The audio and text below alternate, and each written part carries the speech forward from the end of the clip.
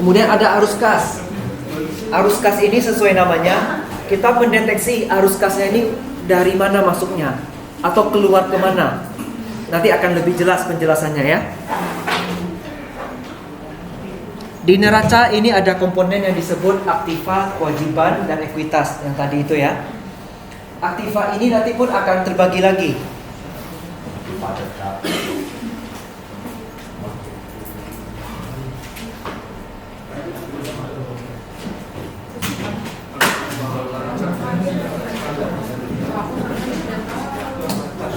Dia dikatakan lancar apabila dia tidak sampai setahun pemrosesannya. Maksudnya gini, ketika saya butuh, saya cepat dapatkan dalam wujud uang.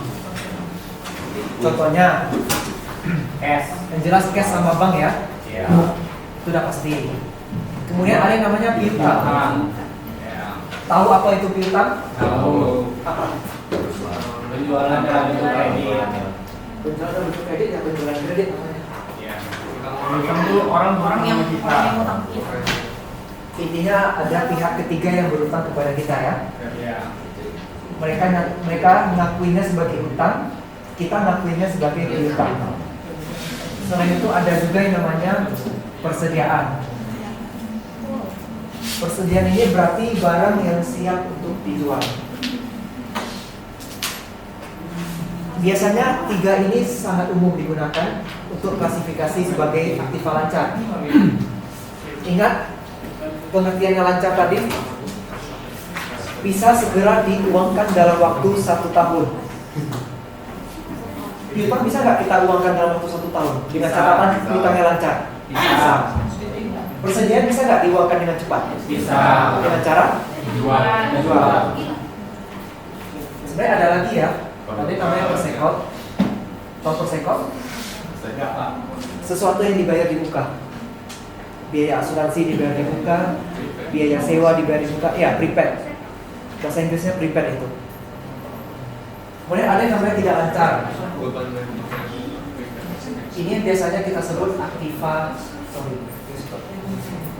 aktiva tetap ya.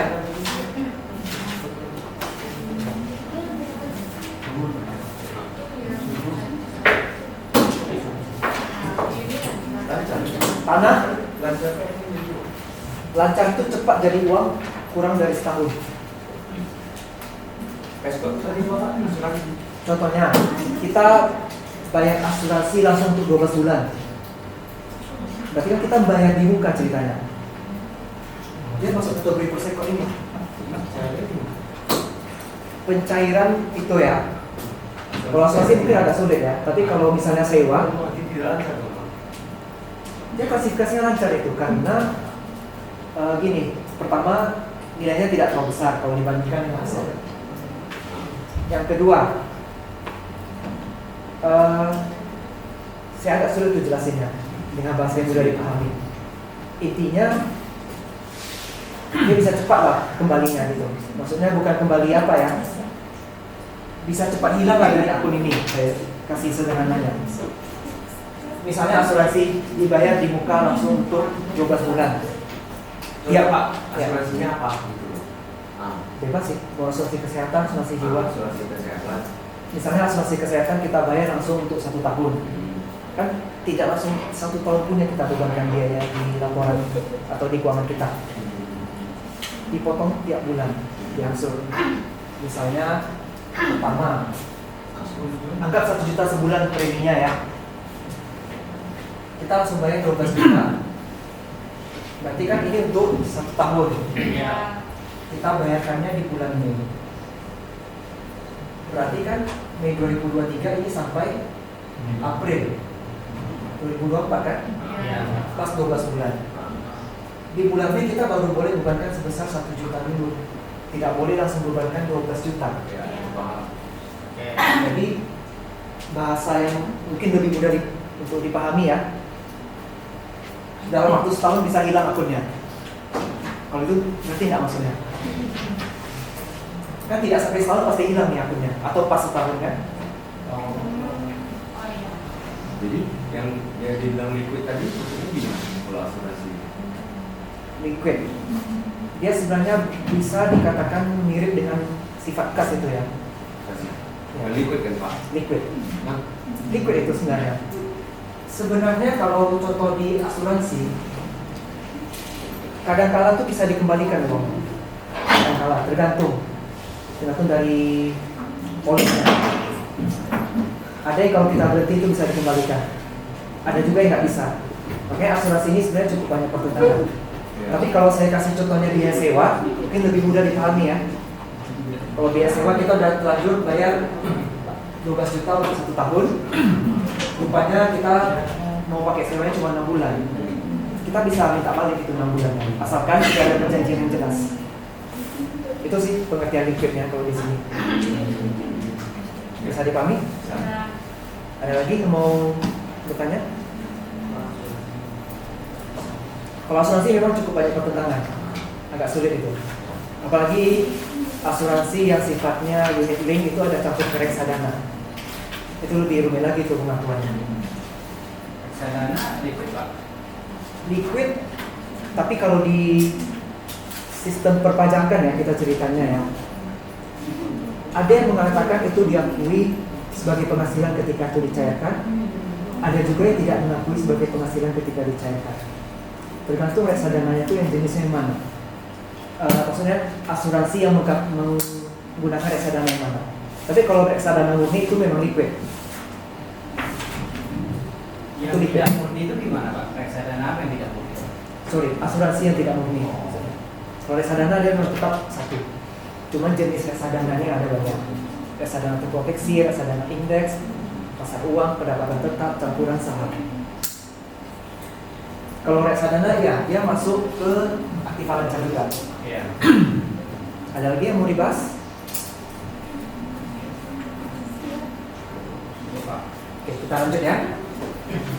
Kalau tanah, gampang nggak jual tanah? Susah ya. Kita pasang iklan belum tentu 1 tahun bisa dapat pembeli. Makanya dia dikatakan sebagai aktiva yang tidak lancar atau aktiva tetap. Dan harga tanah pun pasti tinggi kan. Biasanya kalau aset yang nilainya sangat besar dan itu sulit untuk dilikuidasi, masuknya ke bagian yang tidak tetap, aktiva tetap atau aktiva tidak lancar. Kemudian ada yang namanya PPE, Plan Property Equipment.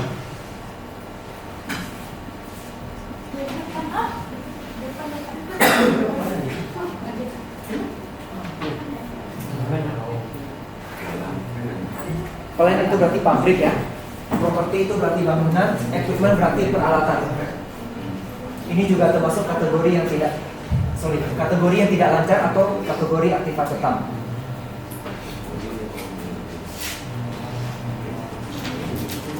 Ini ada definisinya juga ya. Yang bisa dicairkan dalam waktu singkat seperti kas, piutang, persediaan, sedangkan aset tetap yang tidak bisa dicairkan dalam waktu singkat seperti tanah, bangunan, peralatan.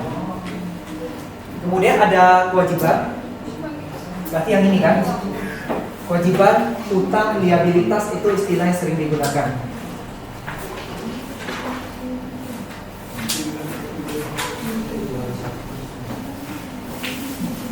Kalau sini sebutnya jangka pendek dan jangka panjang ya. Iya Pak.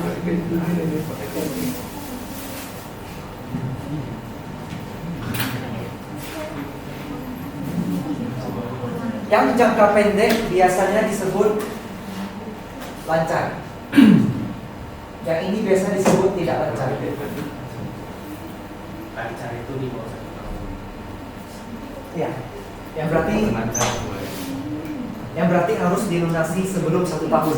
Ya. Kalau tidak lancar berarti lebih dari setahun. Ya. Berikutnya ekuitas. Ekuitas berarti modal saham.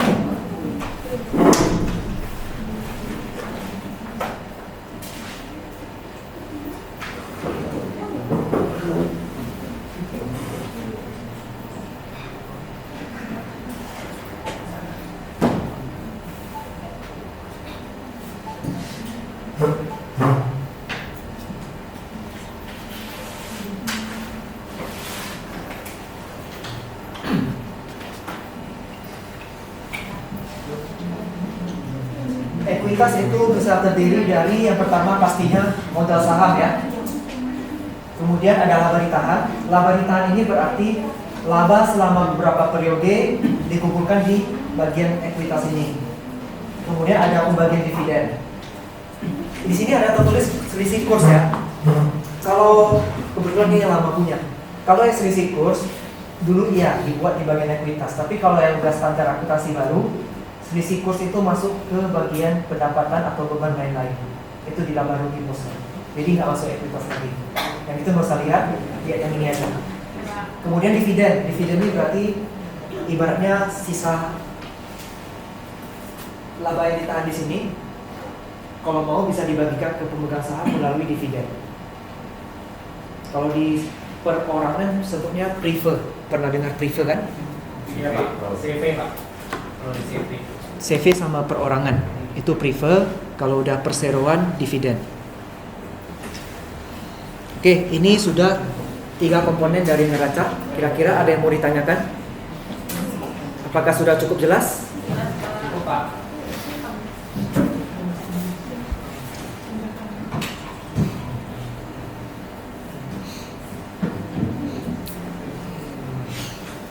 Kalau persiapan laporan neraca, sebenarnya ini sama aja dengan penjelasan siklus akuntansi kan.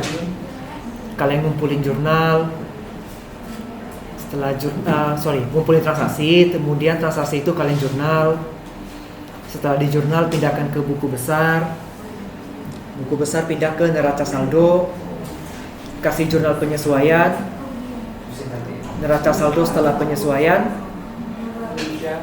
barulah neraca saldo tuh dikasih jurnal pembalik atau jurnal penutup, sisa angkanya masuklah ke neraca.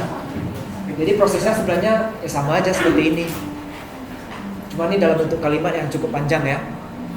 Cuman mungkin ada beberapa yang harus kita lihat. Contohnya yang nomor 2. Kalau nomor 1 mengumpulkan data jelas ya, siklus akuntansi kan. Yang nomor 2 menilai aset. Ini sudah pernah kita bahas atau singgung saat pertemuan 1. Harga tanah 20 tahun yang lalu nggak mungkin sama kan dengan harga tanah yang sekarang. Dan harga tanah itu masuk di bagian neraca. Makanya dalam melakukan penilaian aset harus dilakukan dengan nilai wajar. Apa itu nilai wajar? Ada banyak. Salah satunya nilai terakhir atau nilai pasar, atau nilai realisasi terendah, itu bisa juga tergantung metode.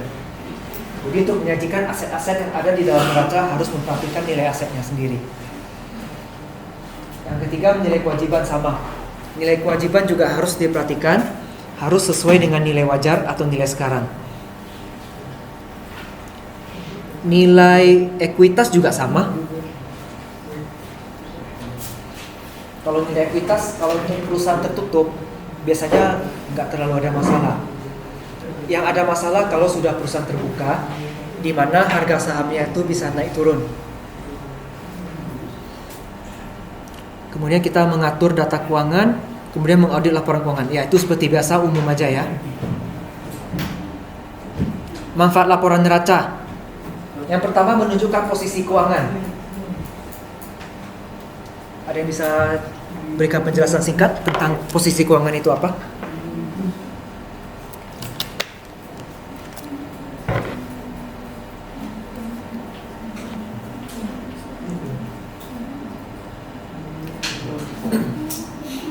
Biasanya kalau di laporan keuangan, judulnya laporan neraca atau laporan posisi keuangan. Kalau yang kita lihat di Bursa Efek ya misalnya, mereka sebutnya laporan posisi keuangan. Sebenarnya neraca juga itu, tapi mereka menggunakan istilah itu. Terus lihat bawahnya, sampai dengan 31 Desember 2022 misalnya. Apa artinya sampai dengan? Berarti dia lanjut terus kan? Semenjak pertama kali buat laporan keuangan sampai dengan periode 31 Desember 2022. Makanya dikatakan menunjukkan posisi keuangan sampai dengan periode yang dimaksud. Yang kedua, menunjukkan likuiditas perusahaan.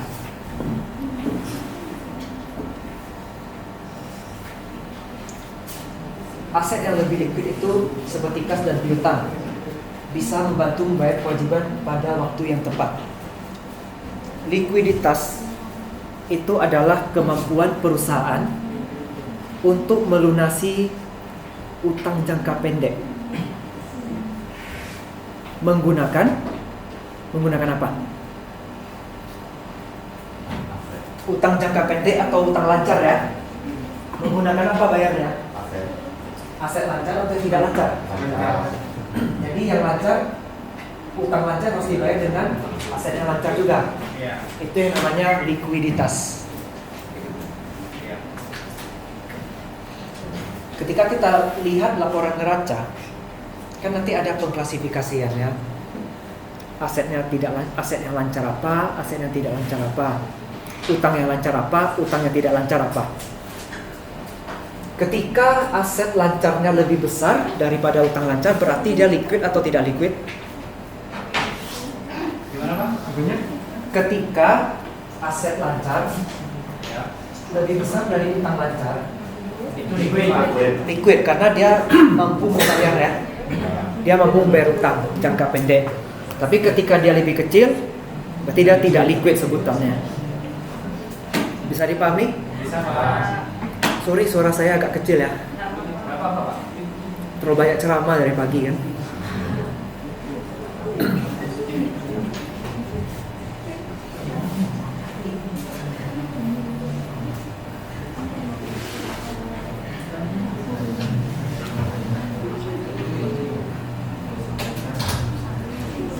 Kalau misalnya perusahaan likuiditasnya terlalu tinggi, apakah itu bagus? Tidak. Alasannya? Contohnya nih, jumlah kasnya ada 1 miliar rupiah. Utang lancarnya cuma 10 juta. Terlalu liquid ya. Itu bagus tidak untuk perusahaan? Bagus Pak. Kenapa bagus? Bisa berutang Pak. Ada yang bilang tidak bagus nggak? Batal Pak. Kalau dari sisi keuangan itu agak kurang produktif sebutannya. Kenapa kita harus banyak numpuk uang di kas, sedangkan kita bisa numpuknya, bisa kita letak di persediaan, bisa kita letak di aset tetap. Daripada hanya numpuk di kas kan tidak terlalu produktif ya. Memang kita butuh kas untuk berjaga-jaga, tapi nggak sebanyak itu juga kan. Jadi setiap perusahaan sudah pasti ada proporsi kasnya. Minimal harus standby kasnya berapa. Jadi jangan semuanya numpuk di kas. Bisa dipahami?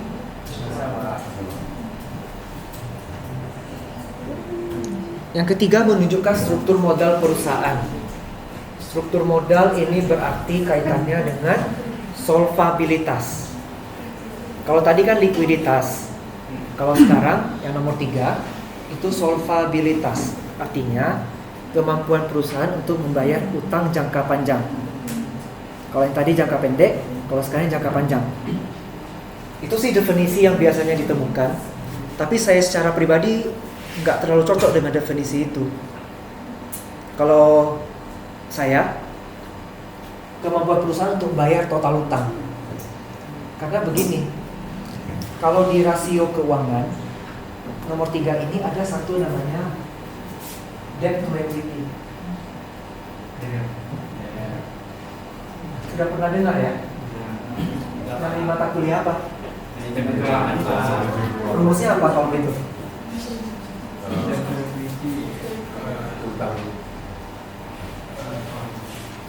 Total utang.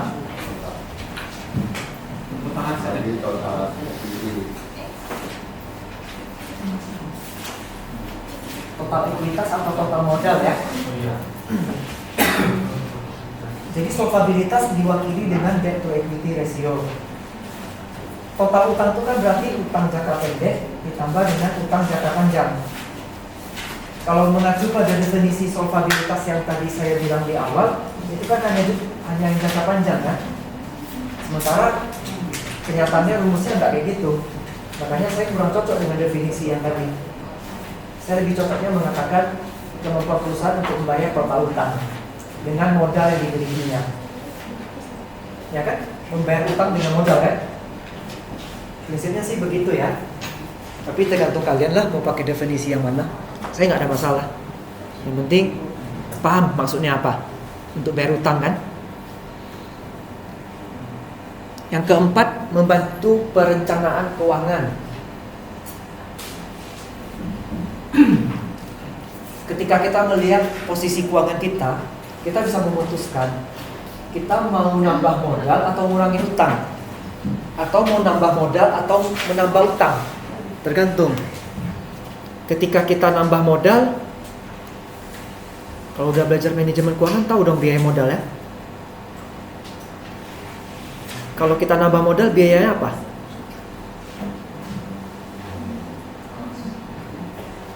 Yang harus kita bayarkan adalah dividen.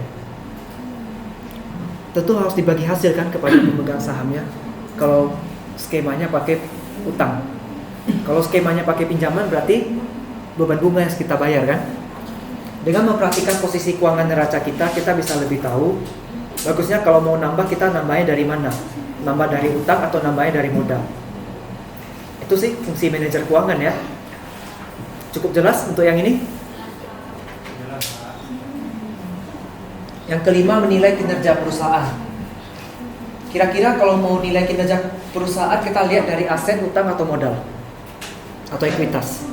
Aset. Kenapa aset? Dari utang Pak. Kenapa? Dari asetnya. Dari utang terus dari aset. Alasannya apa?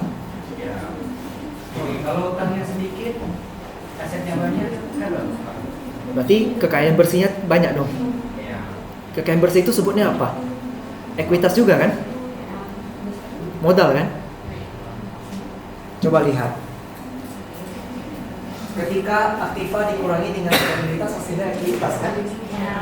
Jadi sebenarnya kalau kita mau lihat kinerja keuangan itu baik atau tidak, paling cepat lihatnya di ekuitas.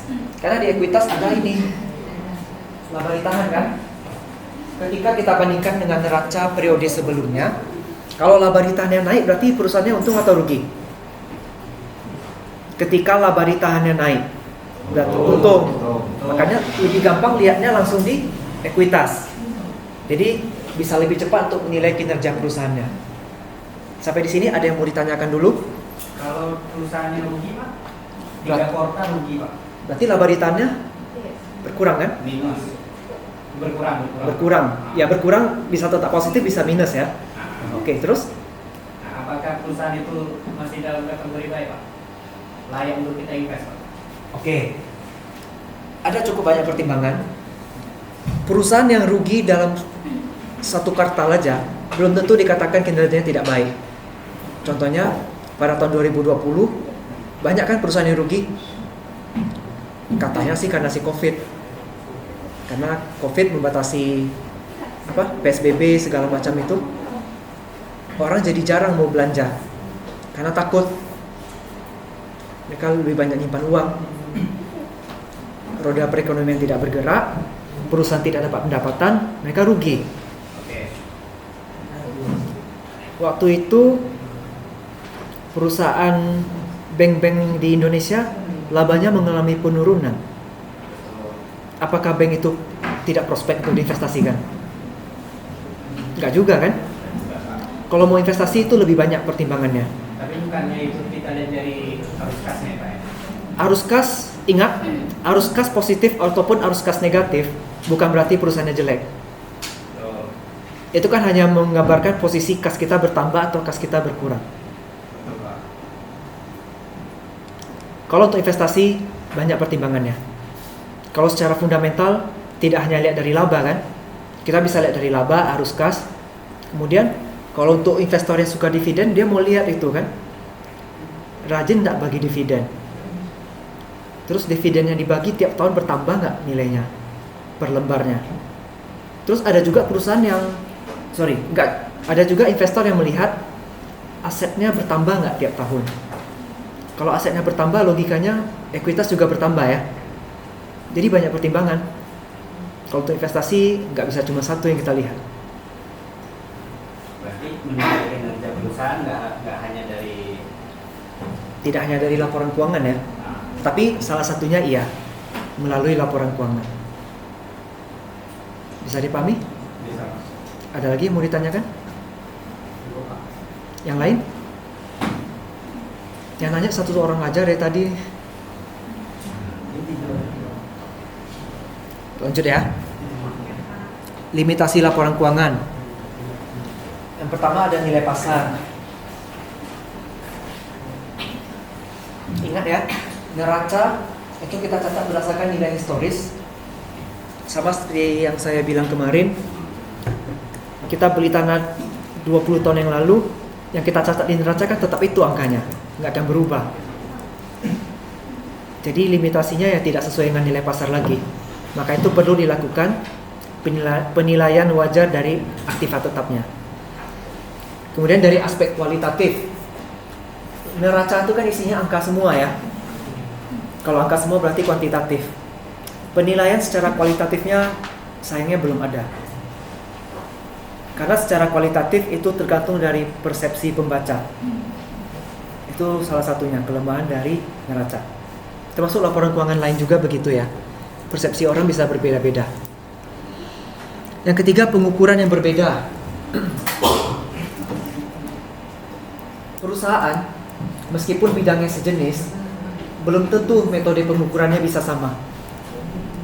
Contoh, sama-sama peternakan sapi. Yang satu, sapinya khusus hanya untuk dijual dagingnya aja.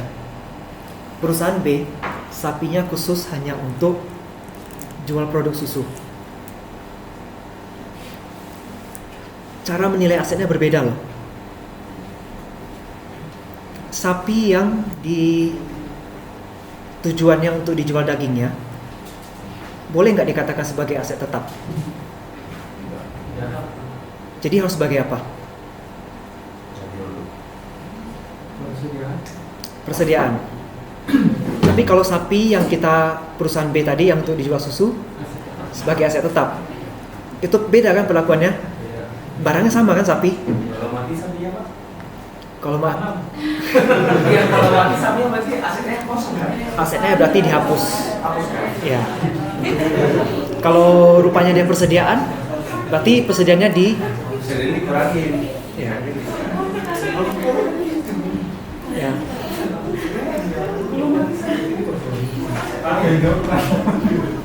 Berarti kasus yang sama untuk ayam dan bebek ya? Iya. Ya. Izin bertanya Pak. Hmm? Izin bertanya. Ya. Jadi kalau gedung atau rumah itu masuk ke aset atau liabilitas Pak? Aset atau liabilitas. Sebenarnya kalau secara akuntansi ya, itu ke aset. Tapi kalau secara praktik manajemen banyak yang bilang itu namanya liabilitas karena kalau dia dibeli dengan utang, mereka sebutnya sebagai liabilitas ya. Saya sering dengar orang ngomong gitu. Tapi ingat, karena kita belajar akuntansi, itu arahnya ke aset tetap. Ya, aset tetapnya diperoleh melalui cash atau melalui liabilitas, kita nggak ngurus soal itu. Intinya dia dicatat sebagai aset tetap. Oke? Oke Pak. Yang keempat, neraca hanya mencantumkan aset, kewajiban, dan ekuitas, tapi tidak memberikan informasi tentang transaksi yang terjadi. Ini jelas ya, laporan neraca itu kan udah versi ringkasnya kegiatan perusahaan. Kalau mau dirincikan satu-satu ya berarti harus cek di laporan jurnal atau di buku besar setidaknya. Ya.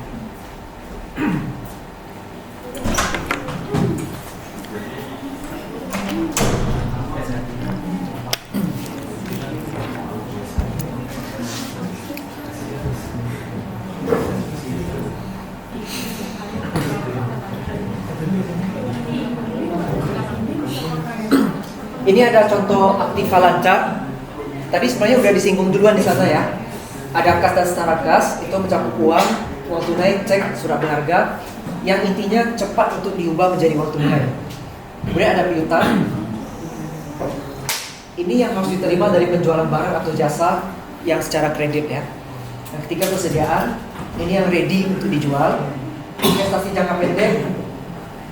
Ini contohnya surat obligasi yang jatuh tempo kurang dari setahun. Kemudian biaya yang dibayar di muka atau per second ya, tadi yang sudah kita bahas. Kemudian yang tidak lancar, ini ada aset tetap. Ini contohnya tadi yang tanah sama PPE. Investasi jangka panjang. Ini contohnya surat berharga yang lebih dari setahun jatuh temponya. Kemudian ada saham. Saham ini ada sedikit perdebatan. Saham itu ada dua. Saham yang dibeli tidak untuk dijual, saham yang dibeli untuk dijual. Kalau saham yang dibeli untuk dijual, itu masuk ke bagian yang lancar. Tapi kalau saham yang dibeli tidak untuk dijual, berarti ke tetap. Tapi kan keputusan berubah-ubah. Itu dia. Makanya banyak perdebatan kan. Contohnya saya beli saham perusahaan Indofood. Rencananya sih saya pengen selamanya punya saham di Indofood. Tapi karena tiba-tiba harganya naik melambung tinggi, jual deh, gitu kan? Rupanya jualnya nggak sampai setahun. Bisa kan? Harga saham naik tidak sampai dalam setahun, bisa juga turun gitu. Jadi untuk saham harus dibedakan. Dia ada yang bisa jangka pendek, ada yang jangka panjang. Tapi bagusnya dia masuk ke lancar sih Pak. Kalau saham. Lihat dulu, kalau perusahaan terbuka kemungkinan besar iya. Tapi kalau perusahaan tertutup, kita mau buka perusahaan sendiri misalnya, itu ke jangka panjang jadinya, bukan jangka pendek. Karena yang private nggak mungkin kan hari ini kita buka 6 atau 7 bulan kemudian kita jual. Jarang sekali terjadi yang seperti itu. Karena kan prinsip akuntansi salah satunya going concern. Kalau bisa bisnis itu berlangsung selama-lamanya. Yang ketiga ada goodwill. Goodwill nanti kalian akan lebih pahami di advance accounting. Sudah masuk kan advance accounting? Sudah pernah singgung goodwill? Berarti udah tahu ya? Atau mau dijelaskan lagi di sini? Boleh. Ketika kita mau mengakuisisi perusahaan, kita kan harus nilai perusahaan itu berapa. Setelah kita kalkulasi misalnya nilai perusahaan itu adalah 1 miliar. Kita berencana mengakuisisi perusahaan tersebut dengan nilai 1,2 miliar. Berarti terjadi selisih kan? Sebesar 200 juta rupiah. Karena nilai akuisisi kita lebih tinggi dari nilai buku mereka, 1,2 lebih tinggi dari 1M, 200 jutanya termasuk goodwill. Dan itu dicatat sebagai aset tetap. Itu aset tetap yang tidak berwujud. Kalau yang ini tadi yang berwujud ya. Kalau saham kan tidak berwujud ya, meskipun dia kertas ya, tapi dia hitungannya tidak berwujud itu. Kemudian ada hak paten dan merek dagang. Itu contohnya seperti kita KFC, McDonald, Pizza Hut, Domino, jenis itu ya. Kemudian ada aset pajak tangguhan. Ini kalau ada menerima manfaat pajak tapi belum dicairkan. Biasanya memang lebih dari setahun prosesnya. Makanya masuk ke bagian aset tidak lancar. Ada yang mau ditanyakan?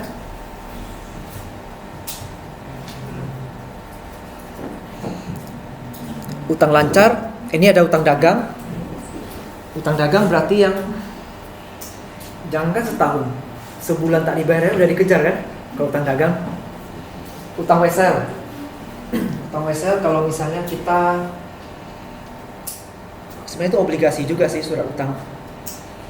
Kita menerbitkan surat utang, berarti orang memberikan pinjaman kepada kita dan kita berkewajiban untuk membayar kepada orang itu. Paham maksudnya? Kita butuh modal, kita butuh tambahan dana. Kita terbitin surat utang. Berarti akan ada orang yang memberikan uang kepada kita kan? Jaminannya mereka pegang surat utang kita. Kita tiap bulan berkewajiban untuk bayar kan? Ya makanya masuk di utang lancar. Utang pajak jelas itu pasti tiap bulan ada. Yang tahunannya pun ada. Jarang sekali yang bisa lebih dari setahun. Karena kalau utang pajak yang udah lebih dari setahun, itu orang pajak udah pasti kejar duluan. Utang gaji. Kalau utang gaji biasanya 1 bulan paling lama ya. Kecuali dia nunggak atau pakai sistem rapel. Pernah dengar rapel? Gajinya langsung di berapa bulan gitu langsung dibayar sekaligus ya. Kemudian utang jangka pendek lainnya itu berarti utang-utang jangka pendek yang belum diklasifikasikan dari nomor 1 sampai 4, tetapi sifatnya masih kurang dari 1 tahun. Utang jangka panjang, sebenarnya ini sama aja dengan yang tadi yang di atas, cuma sifatnya lebih dari setahun aja. Cuman yang bedanya di sini yang nomor 4 ya, kewajiban pensiun, sama nomor 5 kewajiban imbalan kerja. Ini biasanya perusahaan kan kalau mau bayar pesangon ke karyawan yang berhenti kerja, itu kan nilainya biasanya besar ya, berapa kali dari gaji bulanan kan. Jadi perusahaan itu ada prosedurnya mencadangkan dulu. Jadi setiap tahun dia bebankan dulu biaya pensiun atau biaya kompensasi atau biaya pesangon atau apapun lah sebutannya, dibebankan dulu. Terus dia catat di kredit sebagai utang jangka panjang terlebih dahulu. Namanya kewajiban imbalan pasca kerja. Itu ditabung-tabung dulu selama bertahun-tahun. Jadi ketika nanti dia bayar pesangon karyawan yang nilainya besar, udah dicadangkan terlebih dahulu. Mengerti maksudnya? Dia cadangkan dulu, baru nanti pas sudah mau bayar, dari cadangan itulah dipakai. Jadi nggak langsung gede. Tidak langsung gede pembebanannya di laporan keuangan, diangsur-angsur. Ada yang mau tanyakan sampai bagian utang? Kita masuk modal. Kalau modal, biasanya yang paling sering dijelaskan tuh saham biasa dan saham preferred. Kita lihat, saham biasa itu bisa memberikan hak suara kepada pemegang saham untuk memilih pengurus. Artinya, pokoknya kalau ada apa-apa, kita ikut voting, suara kita didengar. Itu hak dari saham biasa. Kalau saham preferred, untungnya adalah kalau ada pembagian dividen, yang punya saham preferred dapat duluan. Tapi sayangnya tidak bisa memberikan hak suara. Kalau yang saham biasa, dia bisa memberikan hak suara, tetapi kalau ada pembagian dividen, dia dapatnya belakangan. Karena si preferred yang dapat duluan. Bisa dipahami?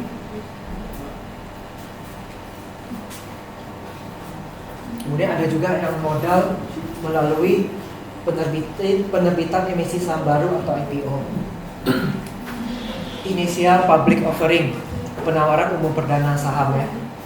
Ini kalau perusahaan mau masuk ke Bursa Efek, ke Bursa Efek Indonesia ya, kantornya di Jakarta.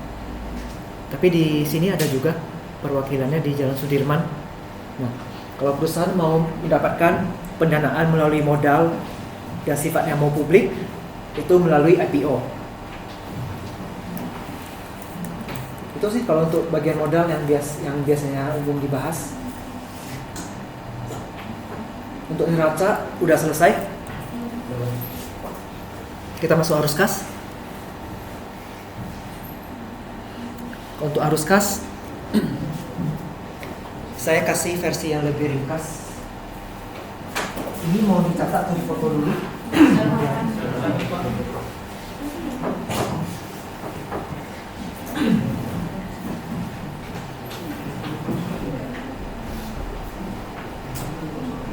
Sudah? Sudah, Pak. Yang udah foto share aja di grup biar bisa cepat tersebar.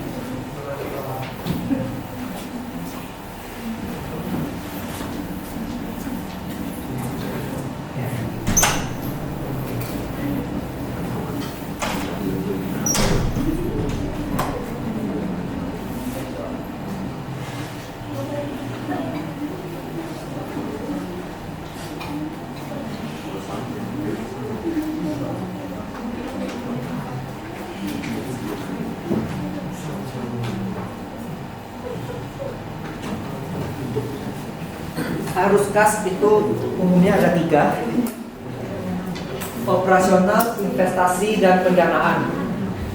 Operasional itu berarti kita lihat inti dari usahanya apa. Contohnya tadi peternakan sapi ya.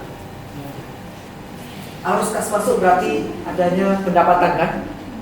Kalau kasus peternakan sapi, pendapatannya berarti bisa dari penjualan dagingnya atau penjualan susunya. Itu arus kas masuk operasional. Saya beli pakan untuk sapi makan, itu masuk arus kas keluar untuk yang operasional juga. Karena itu untuk bisa mendapatkan pendapatannya kita butuh biaya kan. Betul, Pak. Berarti kalau pendapatannya operasional berarti biayanya juga operasional. Bisa dipahami untuk yang operasional? Bisa, Pak. Yang investasi. Saya mau bangun kandang sapi yang baru. Berarti saya keluar uang kan? Arus kas keluar untuk investasi. Rupanya kandang sapi yang lama karena udah buruk, saya bangun yang baru kan?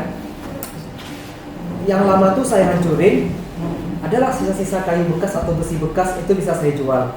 Itu berarti arus kas masuk investasi. Aset lama kita jual. Bisa paham untuk yang investasi? Bisa, Pak. Kita masuk pendanaan. Untuk bangun kandang sapi yang baru, saya kekurangan modal. Saya pinjam dari bank. Berarti bank akan kirim uang ke rekening saya kan? Sebagai pinjaman modal kerja. Itu berarti arus kas masuk pendanaan. Terus tiap bulan saya harus bayar kan? Bayar utang, pokoknya, pokok dan bunga kan?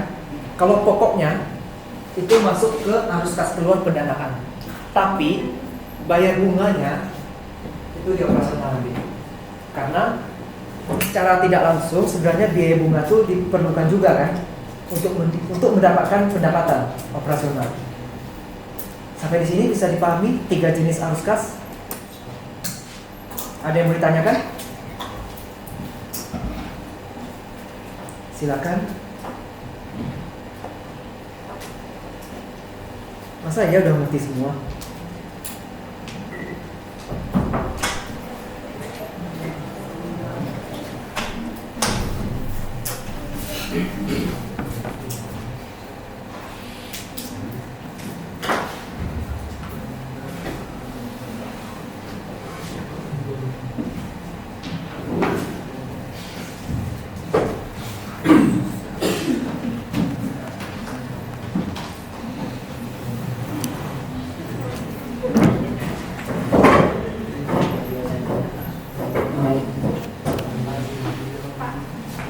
Ya.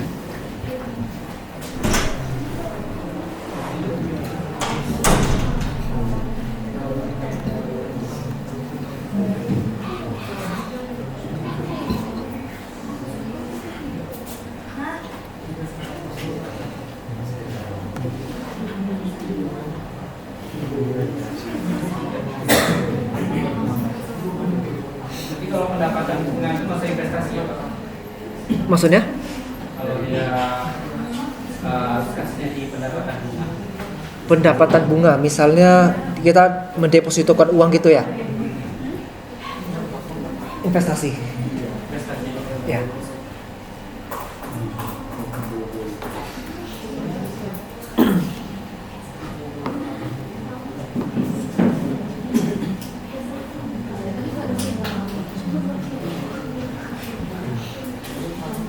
Saya belum terpikir pengganti tugas untuk kelas ini kayak mana ya.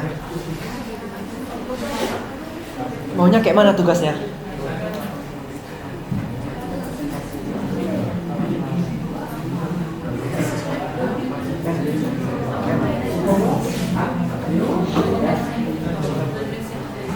Pak, kalau presentasi ini gimana, Pak? Oh, ini tempat, Pak. Apa? Kalau tugasnya itu presentasi aja. Ya, kayak kelas yang lain. Pak, gitu. Masih boleh dirimu nggak? Untuk sesi 2 berarti yang setelah UTS. Karena kan kalau dibagi kan harus 6 kelompok itu biar pas. Bisa juga sih. Kalian berapa orang satu kelas? 30. Kalau satu kelompok 3 orang kan berarti bisa ada 10 kelompok. Kalau itu masih memungkinkan.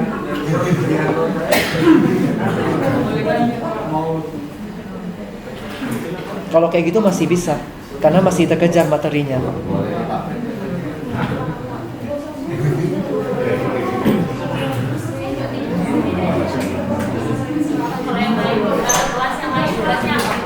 mereka ngikut cara saya. Padahal saya udah tawarkan sih, tapi mereka milihnya kayak gitu.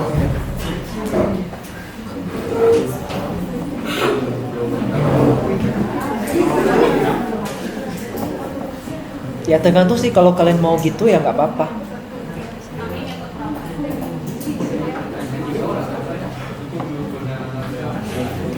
Kita sekarang pertemuan 4 mas sekarang ya.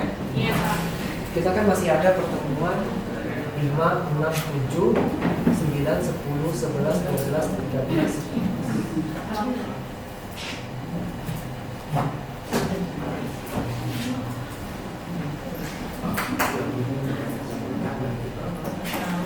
Ya, ada 10.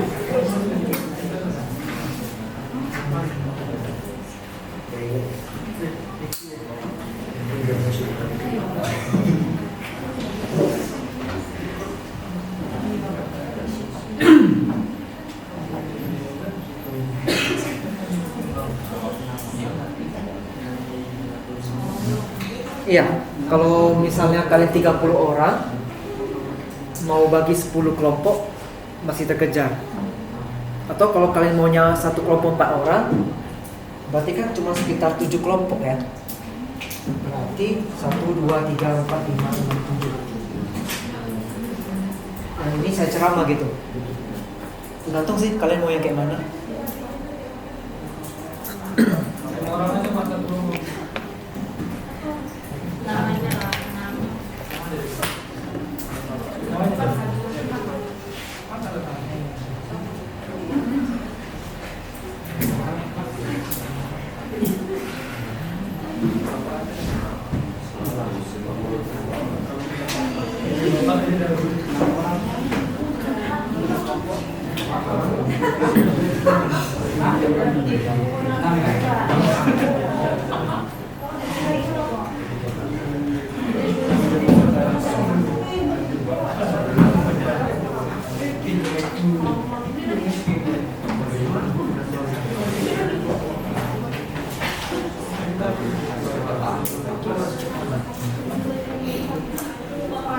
Oke, itu nanti aja kita bahas ya. Kita lanjut materi dulu ya.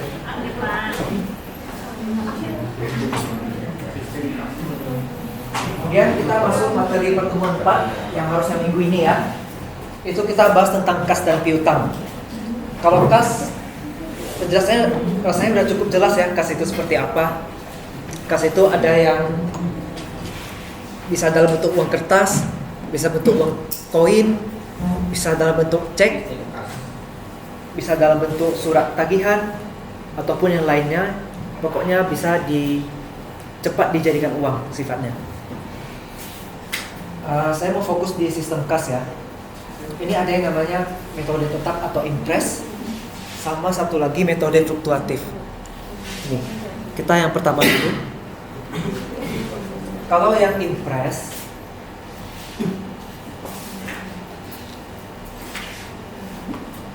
kas jumlahnya selalu tetap. Contoh, saya sebagai manajer menetapkan bagian kasir atau bagian finance pegang uangnya selalu 5 juta. Ketika hari itu ada keluar untuk bayar tagihan, misalnya keluar total 1,5 juta, maka di hari itu juga kasir akan memberikan laporan ke manajer, dan manajer akan ngisi lagi 1,5 juta di kas. Jadi kasnya tetap 5 juta di awal dan di akhir periode. Bisa dipahami? Bisa, Pak. Termasuk juga kalau uang masuk. Kalau ada uang masuk 2 juta, berarti kasnya kan jadi 7 juta kan? Itu dilaporkan ke manajer, manajer akan ambil 2 jutanya. Jadi kas balik 5 juta. Cukup jelas ya? Jelas, Pak. Ini fluktuatif. Namanya fluktuatif berarti nggak jelas. Maksudnya naik turun sifatnya. Jumlah kas kecil berubah sesuai kebutuhan. Kita tetapkan standarnya 5 juta untuk kas. Ya, kita lanjut aja terus 5 juta dulu. Tapi tiba-tiba harga barang naik. Kasnya kan tetap harus bayar. dan diperkirakan harga barang yang mau kita rutin bayar tuh harganya naik 10%. Berarti setidaknya kas akan meningkatkan jumlahnya, nggak 5 juta lagi. Kenapa?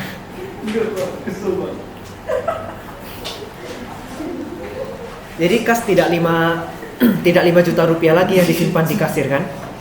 Bisa 5,5 atau sampai 6 juta. Jadi fluktuatif, bisa berubah. Tapi ketika yang dibutuhkan jumlahnya nggak perlu sebanyak itu, bisa turun jumlah kasnya. Pokoknya berubah-ubah lah sesuai kebutuhan perusahaan. Bisa bertambah, bisa berkurang. Kalau ditanya metode apa yang sering digunakan, ya salah satunya sering digunakan juga. Tergantung preferensi dari manajer keuangannya mau ngatur kayak mana. Karena ini kan ada sifat pengontrolan juga kan. Kalau sistem yang di awal tadi, yang sistem impress atau tetap, itu pengontrolnya sangat ketat. Tapi sayangnya ketika ada terjadi pengeluaran biaya yang lebih dari seharusnya, udah kesulitan. Itu bisa ditutupi oleh metode yang fluktuatif. Tapi sayangnya fluktuatif ini risikonya lebih tinggi karena meskipun sama-sama dipantau manajer, tapi kan dia fluktuatif angkanya, nggak bisa dipatok dengan tetap. Jadi gitu. Bagusan yang kedua nggak? Maksudnya? Maksudnya lebih bagus metode yang berubah-ubah. Tergantung preferensi perusahaan sih sebenarnya. Sering pakainya gitu sih. Kalau di kantor kalian gimana? Yang berubah. Yang kedua. Kebanyakan kantor memang yang kedua. Karena kalau mau yang pertama, ya masa keluar uangnya 100.000, 400 rupiah, uang recehnya harus digitukan, dikembalikan lagi kan repot kan sebenarnya. Jadi memang kebanyakan dipakai fluktuatif karena lebih fleksibel. Iya. Itu yang penting, fleksibel. Ada lagi yang mau ditanyakan? Cukup jelas? Jelas Pak. Yakin?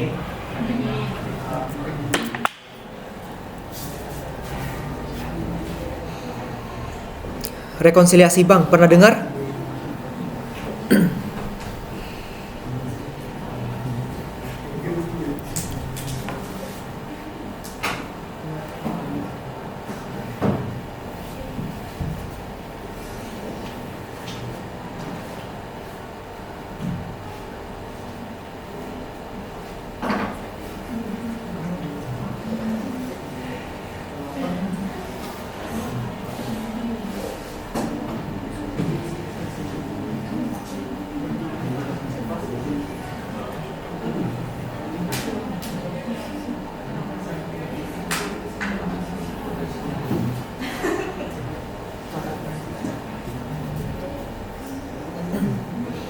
Rekonsiliasi konsepnya begini.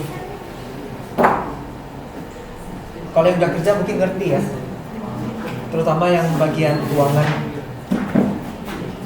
Ketika saya mencatat dengan bank yang mencatat, bisa berbeda atau pasti sama? Berbeda ya. Ceritanya saya nggak ngeprint rekening koran. Saya mana tahu pendapatan jasa gironya berapa. Saya mana tahu biaya administrasinya berapa. Pajak jasa gironya berapa. Terus biaya transfer antar banknya kan beragam ya. Ada yang LLG, BI Fast, ada yang clearing, SKN. Itu kan tarifnya berbeda-beda. Kita kalau mau sistem cepat kan taunya hanya transfer sekian, itu yang kita catat. Tapi biaya-biaya lainnya kan tidak kita terlalu catat dengan detail kan. Umumnya begitu. Nanti setelah kita print rekening koran, baru kita menyesuaikan. Itu namanya proses rekonsiliasi. Sampai di sini udah dapat gambaran? Dapat Pak. Saya lanjut. Ada juga kasusnya seperti ini. Saya bayar supplier tanggal 30 Januari pakai cek. Gak masalah kan? Suppliernya carikan ceknya tanggal 2 Februari. Saya di posisi perusahaan, tentu saya catat dulu di tempat saya. Setidaknya saya harus ada mengontrol kan. Kalau saya ada keluarkan cek dengan nomor ceknya sekian, sebesar sekian juta rupiah untuk pembayaran supplier A. Memang harus dicatat kan? Nggak mungkin nggak itu tidak kita catat. Tetapi ketika kita sudah cek di laporan rekening koran, rupanya belum dicairkan. Di situ kita harus lakukan rekonsiliasi. Rupanya apa yang sudah kita catat, rupanya bank tidak catat. Sekarang acuan yang benar adalah bank, karena saldo yang betul-betul yang ready itu kan di bank, bukan di tangan kita kan posisinya. Makanya perlu dilakukan rekonsiliasi ini. Saldo kita harus menyesuaikan dengan saldo yang ada di bank. Melalui apa? Ya nanti itu ada tekniknya. Kita lakukan proses jurnal untuk deposit in transit misalnya, atau cek kosong. Pernah dengar cek kosong? Orang bayar ke kita pakai cek. Ketika kita mau cair, pertama orang ini bayar. Kita catat dulu kan kalau kita sudah menerima cek dari PT ABC dengan nomor cek sekian sebesar sekian juta rupiah. Kita udah catat di buku kita dulu. Tapi sayangnya ketika kita cairkan, saldonya nggak ada, saldo orang itu. Jadinya ceknya kosong. Itu gimana? Kita lakukan juga rekonsiliasi. Artinya uang itu belum bisa masuk ke rekening bank kita. Jadi pencatatan kita harus disesuaikan lagi dengan pencatatan dari rekening bank. Udah dapat gambarannya tentang rekonsiliasi itu apa? Sudah Pak. Oke, bagus. Sudah cepat paham ya? Jadi kalau ini prosesnya, ya kita kumpulkan data dulu. Kalau rekonsiliasi yang baik itu dilakukan, kalau setiap hari nggak mungkin lah ya. Biasanya setiap bulan sih kalau standarnya. Per tengah bulan Pak. Per Tengah bulan. tengah bulan, berarti Nanti tanggal 20. tergantung kebijakan perusahaan ya. Karena kalau di akhir bulan nggak kekejar Pak untuk laporan. Itu nggak apa-apa, tergantung perusahaannya lagi kan gimana prosesnya. Nah, katakanlah misalnya per pertengahan bulan, berarti gimana ya? 15 hari sekali atau 2 minggu sekali kita sebutnya? 2 minggu sekali Pak. 2 minggu sekali aja ya. Berarti per 2 minggu sekali kita kumpulkan data, kita cocokin saldo awalnya dulu. Ingat, saldo awal di kas dengan saldo awal di bank harus sama pencatatannya ya. Kalau tidak sama, berarti rekonsiliasi bulan sebelumnya harus dicek. Katakan sudah sama saldo di, ya biasa bentuknya gini, laporan konsolidasi per bulan apa, per tanggal berapa misalnya kan. Jadi bagi dua, pencatatan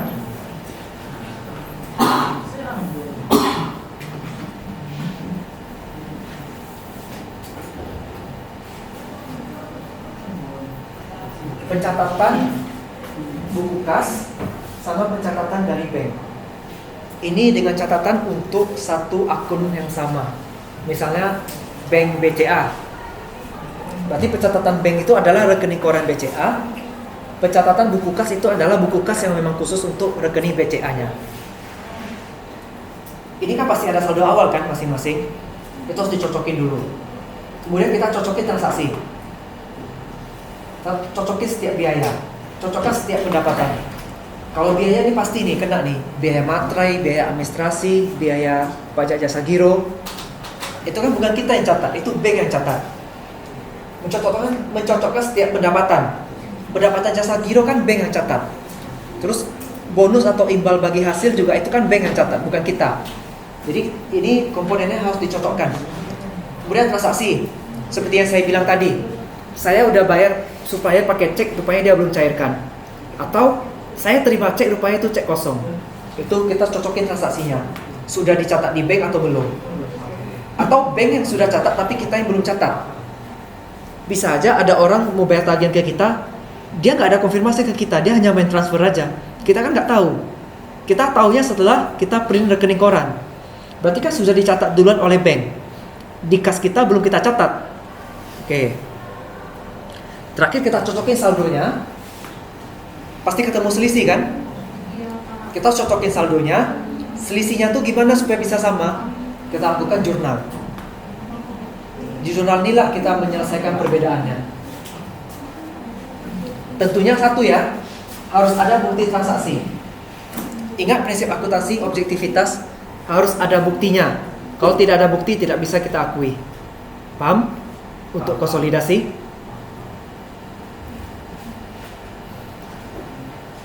Sorry, rekonsiliasi bukan konsolidasi, saya lupa. Kalau konsolidasi itu penggabungan laporan keuangan ya. Itu di advance accounting. Kalian advance accounting udah belajar sampai mana?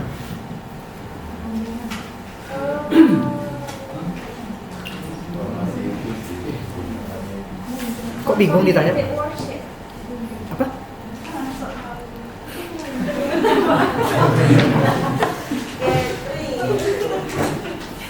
Konsolidasi lebih dari 80% dimiliki anak. Oh itu. Ekspansi, Pak. Ekspansi. Ekspansi kok masuk advance accounting ya? Ya, tapi kan konsolidasi ada banyak itu. Kalau ketika anak perusahaannya yang kita miliki di bawah 50%, 50-80% atau dimiliki sepenuhnya di akuisisi, itu beda. Udah sampai yang mana? Yang advance accounting ini full bahasa Inggris kayak bingung. Yang Inggris. Saya juga ngajar advance accounting di BM3 dan BM4. Itu udah masuk sampai yang di akuisisi penuh. Ah ya, full consolidated worksheet. Ya, seperti itu.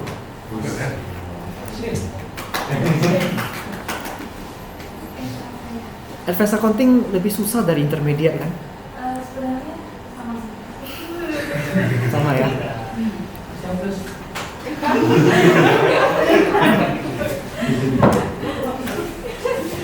Berarti yang saya ajarin nggak ngerti dong.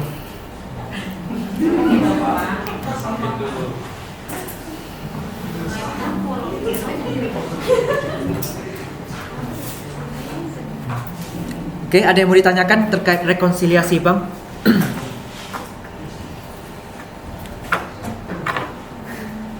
Gak ada yang nanya?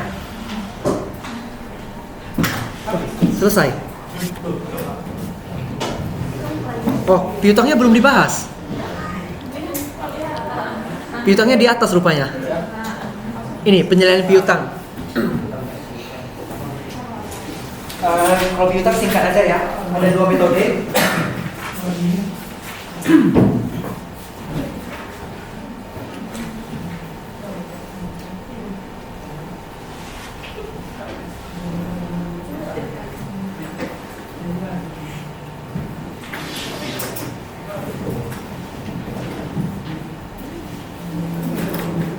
Metode pertama kita sebut penghapusan. Saya jual barang secara kredit sebesar 10 juta rupiah. Udah saya tunggu-tunggu sampai 2 bulan lebih nggak dibayar-bayar. Ya udah, langsung saya hapus saja dari akun saya. Lapor polisi, Pak. Lapor polisi kalau ada hitam di atas putih. Kalau berupa kwitansi atau invest harus ada materainya. Itu baru bisa diakui. Kalau hanya sekedar pinjam uang 10 juta dong, ya ini aku kasih pinjam, rupanya nggak dibayar, itu nggak bisa lapor karena tidak ada bukti. Jadi pertama itu metode penghapusan. Ya udah, karena dia nggak bayar, udah kita hapus saja langsung. Jadi di akun kita, di neraca kita udah nggak muncul lagi piutang nunggak 10 juta itu. Itu kalau metode penghapusan. Kalau ditanya sama orang pajak gimana, Pak? Di pajak tidak mengakui adanya penghapusan piutang. Jadi itu metodenya berbeda. Jadi 2 kali rugi kan? Enggak juga sih, itu kan hanya pengakuan. Rugi ya tetap rugi karena PT nggak masuk kan. Tapi kalau pajak nanti fokusnya di akuntansi perpajakan. Ada kan mata kuliahnya? Enggak. Dosennya siapa? Pak Tandi. Dia konsultan pajak ya. Itu bisa lebih ke dia masalah pengakuan soal pajak. Kalau di sini kan kita pengakuannya yang secara akuntansi dulu. Tapi kalau mau cerita dikit nggak apa-apa sih. Kalau di akuntansi, ini kan kita langsung debat sama kreditnya.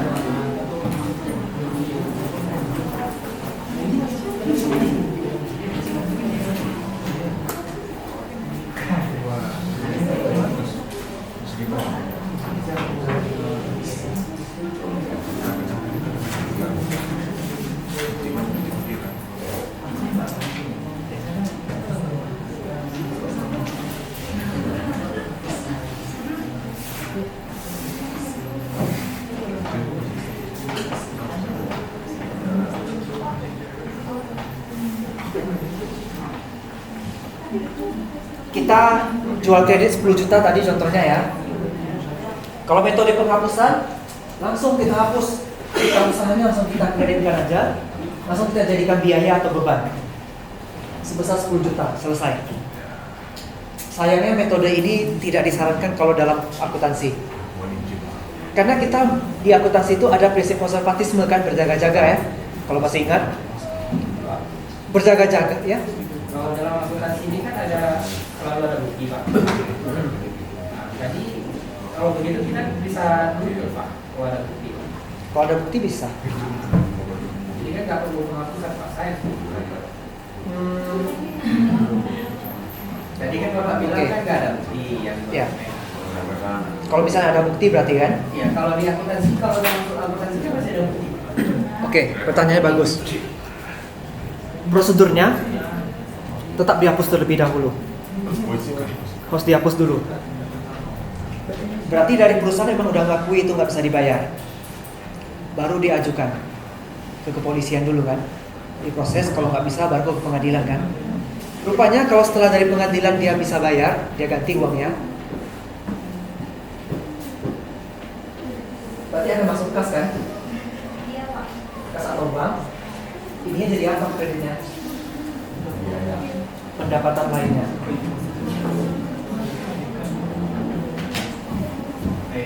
Itu caranya. Dalam kasus yang tadi kita bahas ya. Paham? Jadi prosesnya tetap harus dihapus terlebih dahulu. Untuk membuktikan kalau kita memang udah untuk membuktikan kalau orang tuh memang udah gak bisa bayar lagi. Oke. Ini kasus spesial ini saya dikarin ya biar jangan tergabung di sini. Kemudian metode penyisihan. Kasusnya sama, tetap ada piutang dulu 10 juta kan. Kita di sini kita taksir. Pernah dengar istilah tabel umur piutang? Belum Pak. Semester 2 mungkin ada belajar itu.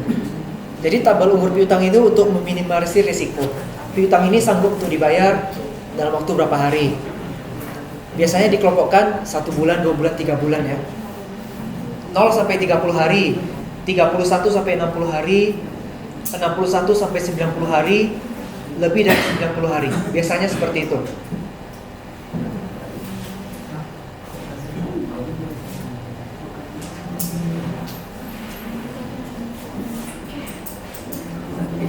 Misalnya ini terjadi di 20 Januari. Udah 1 bulan nih. Di tanggal 20 Februari harusnya udah dibayar kan? Tapi dia nggak bayar-bayar. Berarti di sini tidak ada proses jurnal karena nggak ada yang dibayar. Lanjut tanggal 28 Februari. Di sini ada yang harus kita lakukan. Kita kalau mau pakai metode penyisihan, kita harus taksir dulu. Saya nganggap dia dalam 2 bulan harapannya dia bayar. Berarti di sini saya mendapatkan terlebih dahulu beban piutang tidak tertagih. 10 juta bagi 2 5 juta kan? Kreditnya adalah cadangan, penyisihan, piutang tidak tertagih. Jadi kita tidak langsung akui semuanya sebagai kerugian. Lihat yang ini, langsung kan diakui. Kalau ini enggak, diakui dulu. Kalau misalnya 2 bulan berarti 5 juta. Kalau 3 bulan berarti 3,3 juta sekian. Rupanya di bulan Maret masih belum bayar. Berarti di tanggal 31 Maret kita ulangi jurnal yang sama dengan nilai 5 juta juga. Berarti habis. Ini kan saldonya di kredit, berarti mengurangi kan? Berarti saldo piutang yang 10 juta itu sudah nggak ada lagi di neraca per Maret. Udah habis. Paham sampai di sini? Rupanya di bulan Juni dia bayar. Katakanlah di tanggal 10 Juni dia bayar ya. Caranya gimana? kas aprobar. Pendapatan ayah.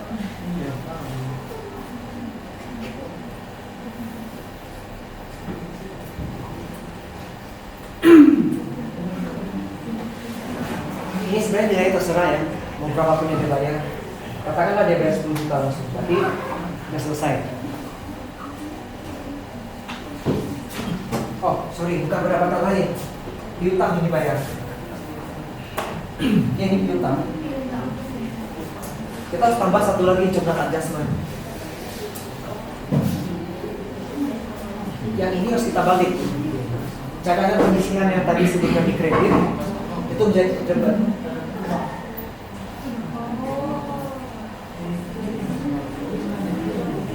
Ini baru pendapatan lain-lain. Ini dengan ini harus sama. Ini prosesnya kalau kita mau menghapus mengisikan piutang sama kalau dia sudah dibayar lagi. Pak, itu jadi yang bulan 3, bulan 4 itu terus saja tulis apa? Oh enggak, ini kan berapa 10 juta. Kan tadi harapan kita 2 bulan dia udah bayar. Berarti cukup sampai 2 kali aja catatnya. Tapi kalau harapan kita 4 bulan, ya berarti Februari, Maret, April, Mei dicatat seperti ini. 4 bulan, jadi dibagi lagi ya Pak? Ya, 10 juta bagi 4, 2,5 juta.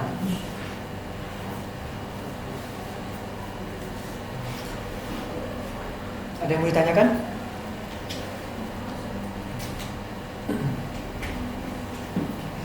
Terus masalah pajak yang tadi ya. Kalau pajak itu ada yang namanya komersil dan fiskal, pernah dengar? Komersil itu adalah laba rugi secara akuntansi. Berarti laba rugi yang mengikuti standar akuntansi. Laba rugi fiskal itu berarti laba rugi yang mengikuti standar perpajakan. Itu ada yang namanya beda tetap, ada yang namanya beda temporer. Ini nanti di akuntansi perpajakan aja lebih dalam.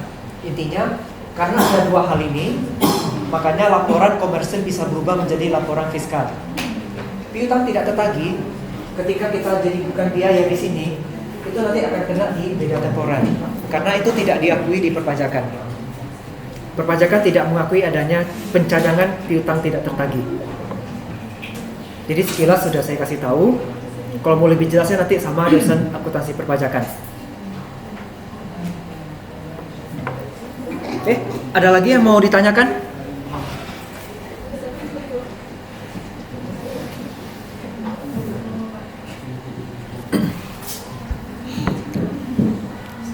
Nggak ada yang nanya nih.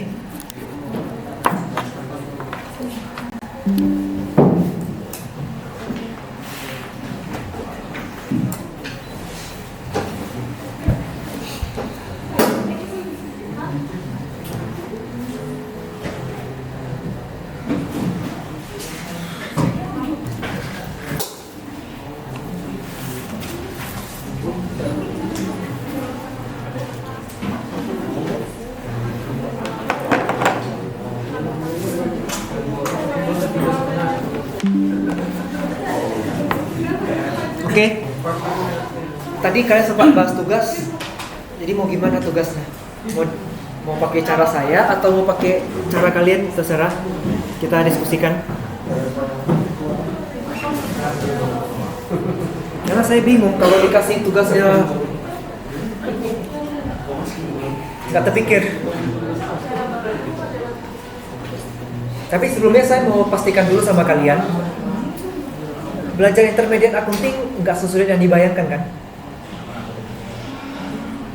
Nggak ada hitungan yang rumit kan? Yang penting di sini adalah pemilihan metode dan prinsipnya. Contohnya kayak kas impres sama kas fluktuatif. Gampang kan? Memvisualisasikannya di dalam pikiran kita. Yang satu kasnya harus tetap terus 5 juta.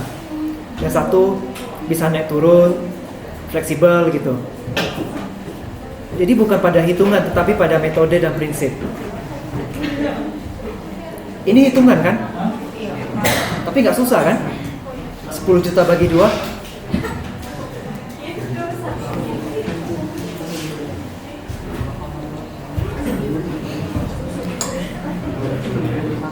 Kalau kelas yang saya ajar, semua tugasnya pakai metode presentasi itu. Jadi mereka kumpulkan Word sama PPT, itu langsung dihitung nilai tugas. Ketika mereka presentasi, itu jadi nilai diskusi dan nilai soft skill.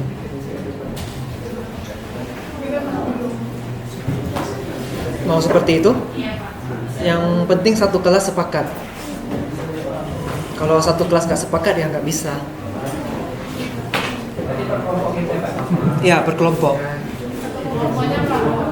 Nah, itu dia. Tadi mau kayak mana pembagiannya? Kita kan Sendiri lah Pak. 5, 6, 7. 8 nggak Pak? Bentar. Kan kita tinggal ini ya pertemuan kita. Kita rencananya kalau sesuai silabus saya, kita UTS-nya di pertemuan 9, bukan 8. Ujian kan tidak harus pertemuan 8 kan? Kan boleh pertemuan 7 atau 9 tergantung dosennya. Nah, kebetulan di sini saya tetapkannya di pertemuan 9 atas pertimbangan saya sendiri. Nah, berarti kan ada 1, 2, 3, 4, 5, 6, 7, 8, 9, 10. Masih ada 10 pertemuan lagi. Nah, tadi maksud saya kalau total siswanya ada 30, kan pas itu masing-masing 3. Tapi jadinya terlalu sedikit kan kelompoknya. Maksudnya anggota kelompoknya jadi sedikit. Kalau online itu presentasi ya? Iya. Cuma saya kasih ke kelas yang lain. Kalau online itu cukup untuk kumpul bahan kelompok yang bersangkutan. Presentasinya di minggu depan langsung 2 kelompok. Misalnya gini. Kebetulan pertemuan 5 ini online ya. Ya. Ini offline, ini online, offline. Berarti di online ini kan harusnya kelompok 1, kelompok 2, 3, 4. Di sini nanti 1 dan 2 kumpul tugas. Di sini 1 dan 2 pas offline presentasi. Jadi sudah 2 kelas saya coba berhasil sistem kayak gini. Karena kalau kita presentasi secara online, berarti harus pakai Zoom. Zoom itu banyak sekali kendalanya. Suara yang nggak jelas, sinyal kabur, jaringan yang jelek, atau pas pula dapat hujan, kacau itu. Makanya saya putuskan untuk kelas-kelas yang lain seperti ini. Pas online, kelompok yang bersangkutan kumpul tugas. Pas offline, 2 kelompok ini langsung presentasi. Kalau metode saya seperti ini.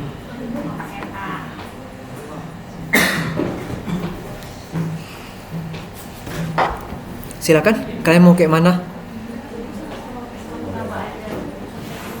Jadi kelompoknya pilih sendiri Pak. Iya, pilih sendiri. Berapa orang? 6 kelompok. Berapa kelompok jadinya? 1,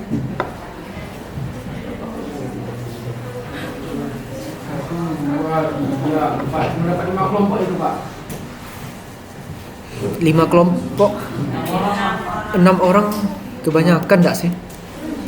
Nanti bagi jatah untuk presentasinya jadi terlalu sedikit. Orang aja. Oh,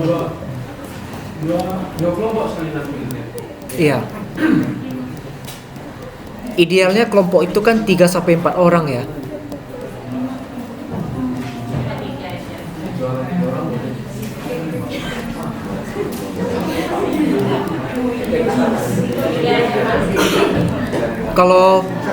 Kalau 3 orang berarti ada 10 kelompok ya. Berarti pas lah satu meja 3 orang nih. Langsung jadi kelompok per meja. Nah, kelompok kalian pilih sendiri aja. Yang jelas berarti 10 kelompok ya. Sepakat semuanya? Sepakat Pak?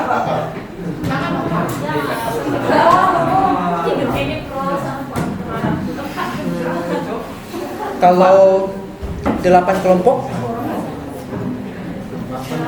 berarti kan ada yang 4 orang juga kan? Nah, itu gimana? 6.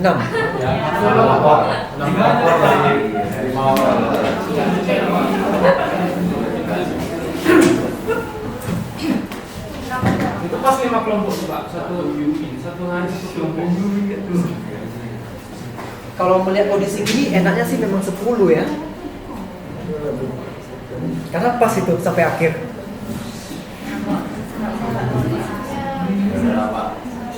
Kalau yang kelas lain kan minggu yang ini mereka sudah 2 kelompok maju.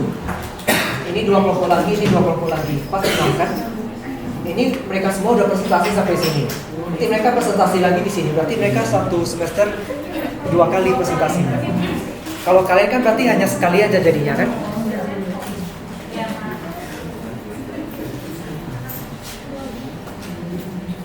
Ayo, keputusannya gimana?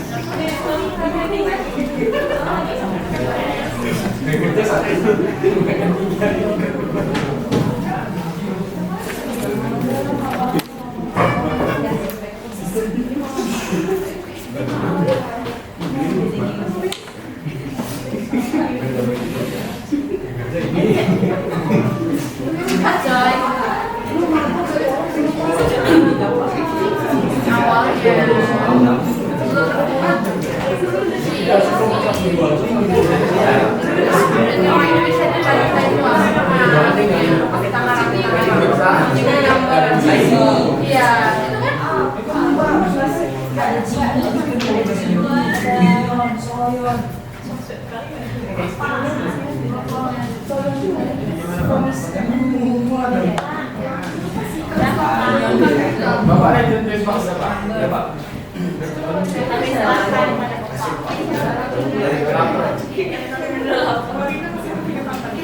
Jadi kalau mau pakai cara saya berarti bagi 10. Oke. Satu kelompok 3 orang. Pilihlah mau yang di topik yang mana. Topiknya udah ada kan? Belum Pak. Enggak beda.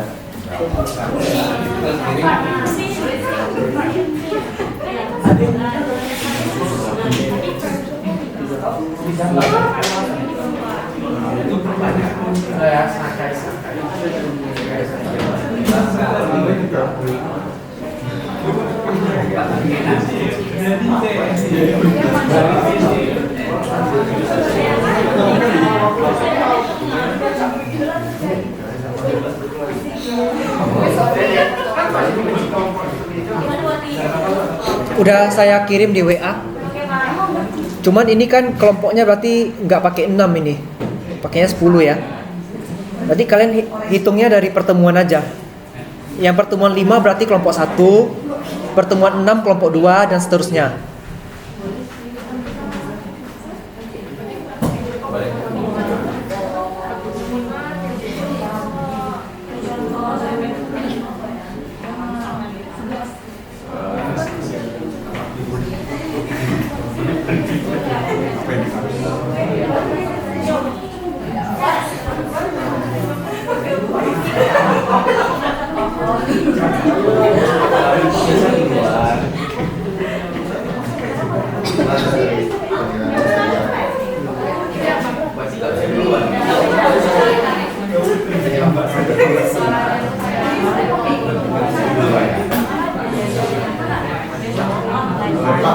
Ya. Berarti dari Iya.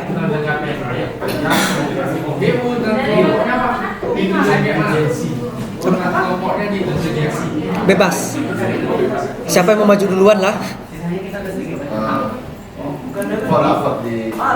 Kan berarti perhatian semua. Berarti 2 minggu lagi kelompok 1 dan 2 udah presentasi ya. Iya. Pertemuan 5 dan 6.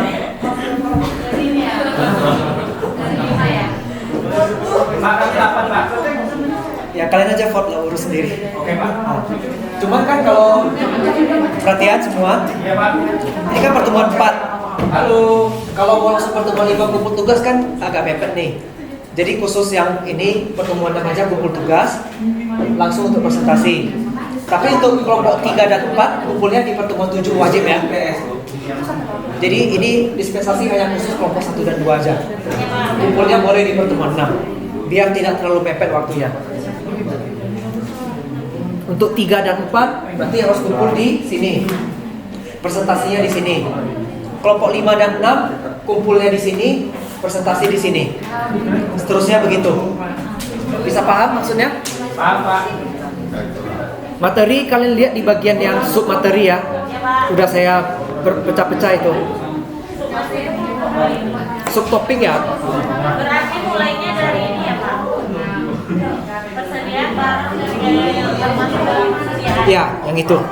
Berarti itu kelompok 1 kan Pak? Ya. Di link Google Drive. Di Google Drive yang saya kasih itu ada buku kan?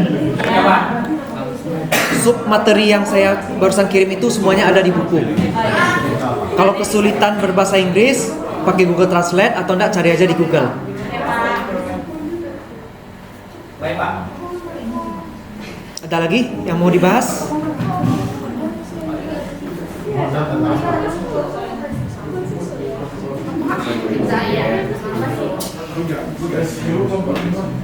Paham, Pak.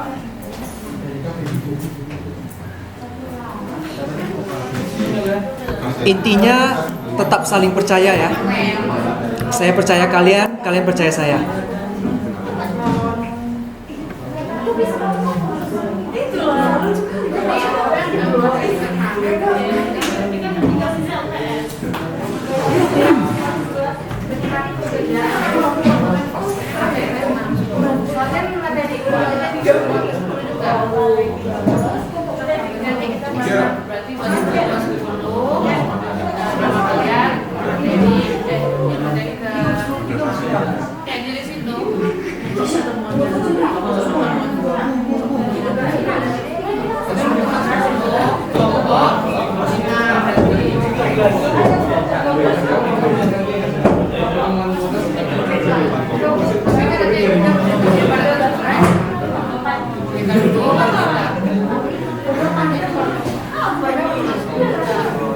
Tugasnya apa, Pak? PT sama Word. Oh, itu ya.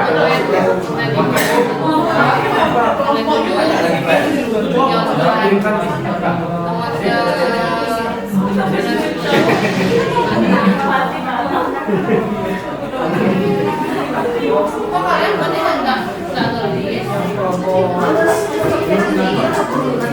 Berarti perhatian sebentar. Ini ya susunannya ya. Udah saya tulis. UTS tetap kumpul tugas gak apa-apa lah. UTS gampang kok. Gampangnya gimana Pak? Gampangnya Pak? Bisa didefinisikan. Percaya aja lah. Baik, Pak.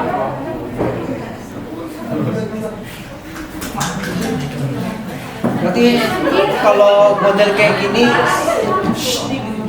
seolah-olah terlihat terlampau satu mata kuliah, satu pertemuan ya. Padahal enggak ya, karena di sini dipakai untuk kumpul tugas karena pasnya online pula di sini kan. Sebenarnya ini kan pas kan sebenarnya, cuma karena kita ngumpulnya di UTS, seolah-olah ini jadi terlangkau. UTS-nya online Pak? Online. Oh, Mau offline ya? enggak Pak. Tanya aja Pak. Bu, ini, Pak. Enggak tanya aja. Ayo sih kan. Ini masalahnya. Kalau secara aturan harusnya UTS-nya di sini kan. Saya geser ke sini. Next Pak. Udah enak itu online. Ini Angel. Gimana diambilkan? Enggak sama.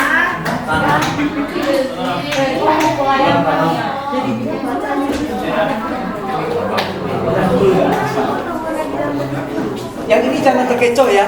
Paham ya maksudnya? Iya Pak. Kan? Saya takutnya ada yang nggak ngerti ini. Iya, udah full Pak semuanya nanti sampai semua 15 Pak. Iya, udah sampai 15 cuman karena ini ngumpulnya di sini seolah-olah ini kosong. Iya Pak. Yang penting kan kita tetap kuliah kan.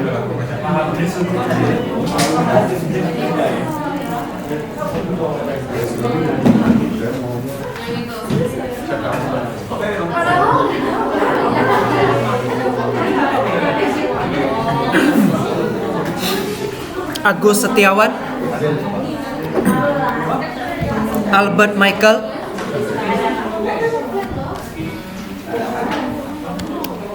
Angel Malia, Briano, Calvin, Catherine, Devi, Erika, Franz Sugianto, Iman Hardin Zebua, James Yunatan Saputra,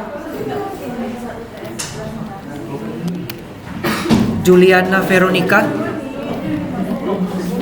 Kevin Lung,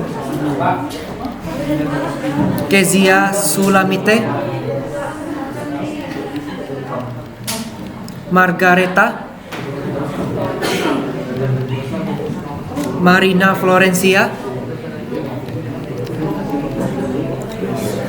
Masyita Dwi,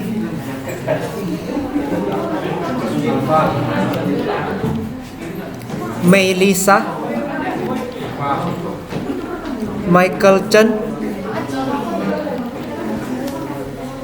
Michelle,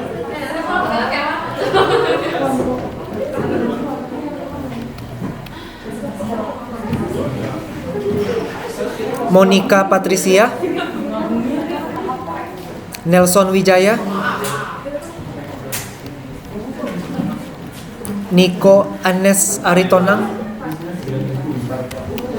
Pebiona, Porlu Prasetyo,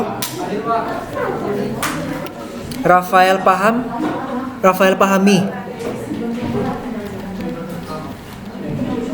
Rima Julfita, Stephen Darwinson, Teddy Antonio. Ada yang belum dipanggil? Siapa namanya? Ricky Nelson.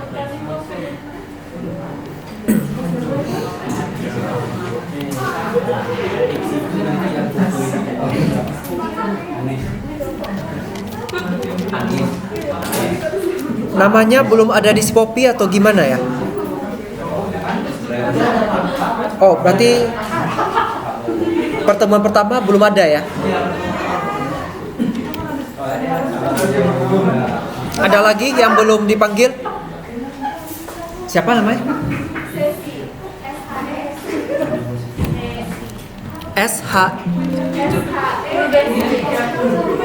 SHESY.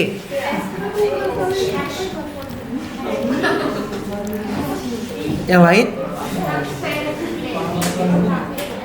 Namanya siapa?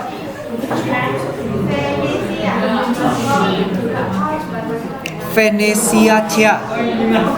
Kamu yang dari BM5. Berarti di si Popi udah berubah atau belum?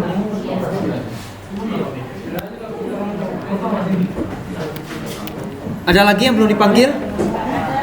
Udah semua ya? Nanti untuk tugas sudah cukup jelas instruksinya.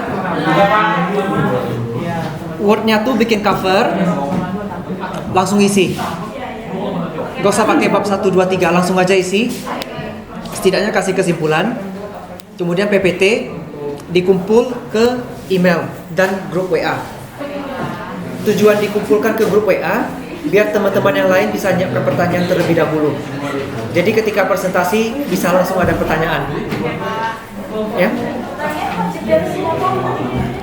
Pokoknya aktiflah diskusinya. Ada lagi yang mau tanya? Saya tulis di sini ya.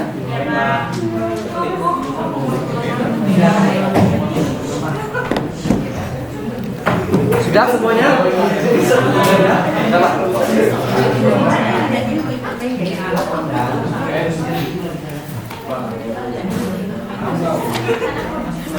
Oke, kalau tidak ada yang ditanyakan lagi, saya ucapkan terima kasih atas kehadirannya. Selamat malam.